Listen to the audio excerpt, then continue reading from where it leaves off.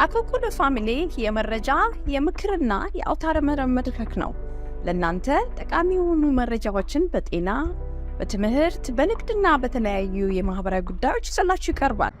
ለረጅም ዓመታት ለ25 ዓመት ከኖረችበት ከአሜሪካ ሀገር እንድትወጪ ተብላለች። የልጆች እናት ናት። የ3 ልጆች እናት እዚህ ሀገር በ1999 ከገባች በኋላ በ2000 ዓመተ ምህረት በ2011 እንዲሁም ደግሞ በ2016 ዓመተ ምህረት እንደ አውሮፓ አቆጣጠር ልጆች ወልዳለች። እነዚህ ልጆች እያሳደገች ነው። ልጆቿ የአሜሪካ ዜጎች ናቸው። እሷ ግን በዚህ ሀገር ላይ በህጋዊ መልኩ ስላልኖረች ከዚህ ሀገር ህገወጥ ነሽና መውጣት አለብሽ ተባለች።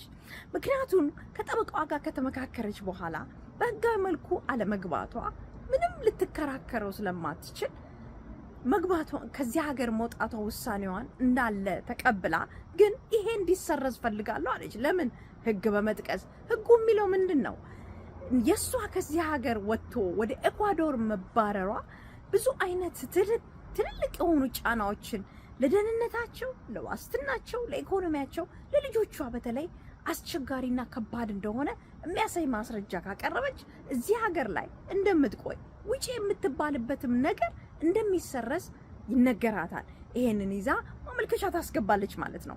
የመጀመሪያው ምክንያቷ የጤና ችግር ነው። ልጆቿ ሁለቱ የጤና ችግር አላቸው። የመጀመሪያው ልጇ የአእምሮ ጤና መቃወስ አለበት። ጥልቅ የሆነ ትካዜ፣ ራስን መጥላት፣ ሌሎችም ነገሮች አሉበት። ይሄ ደግሞ ተከታታይ የሆነ ድጋፍ ከሷ ይፈልጋል። የሶስተኛዋ ልጇ ደግሞ የአስም ችግር አለበት። አስማው ደግሞ ከባድ እንደሆነ ትዘረዝርና ማስረጃ ታቀርባለች። ማስረጃው ከጤና ባለሙያ መጣ ነው። ይሄንን ያይና በመጀመሪያው ደረጃ ኢሚግሬሽን ጀጅ አይጄ ይከለክላታል ማለት ነው። ያቀረብሽው ማስረጃ በመጀመሪያ ደረጃ ልጅሽ በዛን ወቅት ይሄን ማስረጃ ስታስገቢ የ17 ዓመት ልጅ ነበረ። ያለበትም የጤና ችግር የአእምሮ ጤና መቃወስ እዚህ ሀገር ቢኖርም ባይኖርም አይስተጓጎልም። ምክንያቱም ኢኳዶር ቢሆን በቂ የሆነ የጤና እንክብካቤ ያገኛል። ይሄ በቂ አይደለም ማለት። በመቀጠል ልጅሽ አስማ ሳይሆን ኢንተራክቲቭ ኤርዌይ የሚባል ችግር አለበት። ይሄ ችግር ለማንኛውም ነገር ለሚመጣበት ለማይስማማው ነገር ለምሳሌ ለአበባ ብናኝ ሊሆን ይችላል፣ ሌሎች የሚሸቱ ሊሆን ይችላል፣ ለፈንገስ ሊሆን ይችላል። ብቻ ቶሎ ብሎ ይነሳል። ግን በትክክል አስማ አያመውም አሏት። አስማ አያመውም። ስለዚህ አንቺ እዚህ ሀገር መቆየትሽ በእነዚህ ምክንያቶች በሐኪም ማስረጃ ብታቀርቢው በቂ አይደለም አሏት። እኔ ያለች መስፈርቱን አሟላለሁ፣ ይሄም ደግሞ በቂ ማስረጃ ሆኖ በትክክል ያላየበት ይሄ የኢሚግሬሽን ጀጁ ወይም ደግሞ የኢሚግሬሽን ዳኛው ትልቅ ስህተት ነው አለች። ይሄንን ነገር ይዛ ደግሞ ቀጥላ የት ሄደች? BIA ይሉታል፣ ቦርድ ኦፍ ኢሚግሬሽን አፒልስ ነው። እነዚህ ጉዳዮች በዳኛ ሲከለከሉ ይግባኝ ብለን የምንጠይቅበት ነው። እዛ ትሄድና ስህተት ተፈጽሟል፣ እኔ መስፈርቱን አሟልቻለሁ።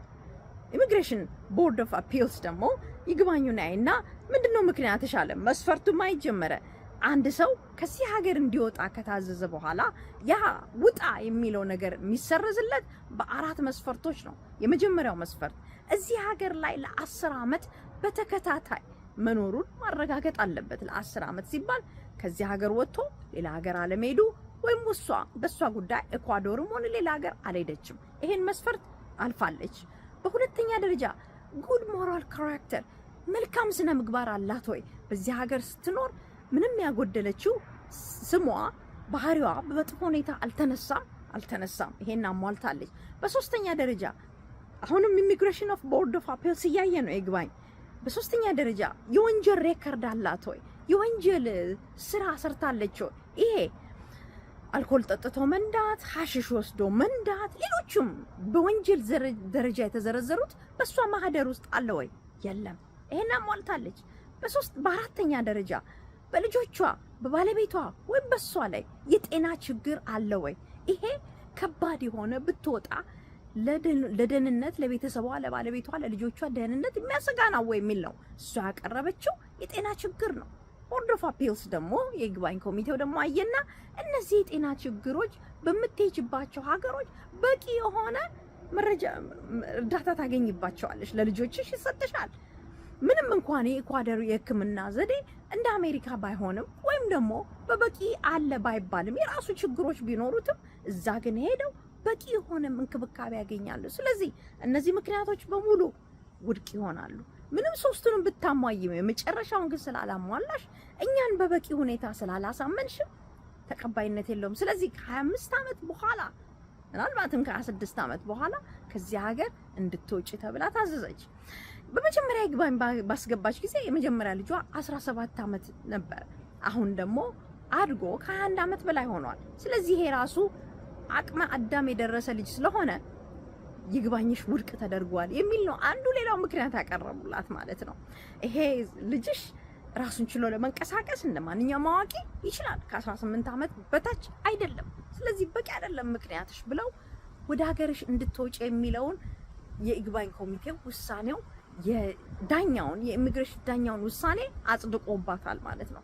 ይሄ ለኛ ትልቅ ትምህርት ነው። ምክንያቱም ዳኞቻችንን የሚወስኑት ውሳኔ መረጃውን አይተው ነው፣ በይግባኝ እንደሚጠየቁ አውቀው ነው። ስለዚህ በጠበቆቻችን ዘንድ የሚመጣውን ሁሉ በተቻለ መጠን 360 ዲግሪ በደንብ አድርገን አይተን ህጉን ባማከሉ ባለሙያዎች አማክረን ይሄንን ማስረጃ ልናስገባ ይገባል ማለት ነው። ሊንኩን በዩቲዩብ ኮሜንት አስቀምጥላችኋለሁ። መልካም ጊዜ። ዌብሳይታችንን akulkulufamily.com ይጎብኙ። በሶሻል ሚዲያም ከተሉን። አኩልኩሉ ፋሚሊ